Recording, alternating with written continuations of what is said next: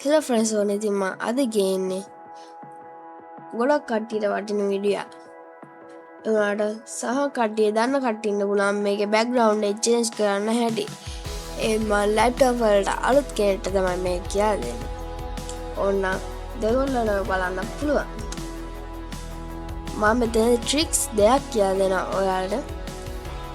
ඔය ට්‍රික්ස් දෙකෙන් ඔයාලට කැමති එකක් චූස් කරලා ඔයාලට මේ බෑග්ග්‍රවුන්ඩ් එක දාගන්න පුළුවන්.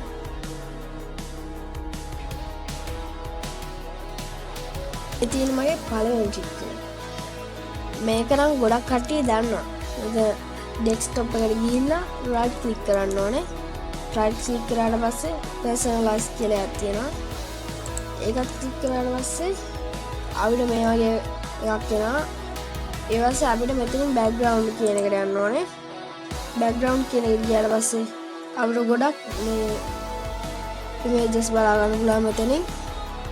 නැත්නම් ඔයාගේම එකක් දාන්න ඕන නම් බ්‍රවුස් කියන එකට ගිහිල්ලා මෙතනින් ඔයාලට ඕන ෆොටෝ එක සිලෙක්ට් කරගන්න පුළුවන්. නැත්නම් ඔයාලා මෙතනින් මේ බෑක් එකට ගිහිල්ලා මෙතනින් එක සිලෙක්ට් කරගන්න පුළුවන්. මේ තමයි මගේ දෙවෙනි ට්‍රික් එක. මේක නම් ගොඩක් කට්ටිය දන්නේ නැහැ. මම හිතන විදිහට අපි ඉස්සෙල්ලාම this page එකට ගිහිල්ලා image එක select කරන් ඉන්න ඕනේ. ඊට select කරලා පස්සේ ඔයාලම දෙයින් තිත් තුනක් පේනවා ඇති.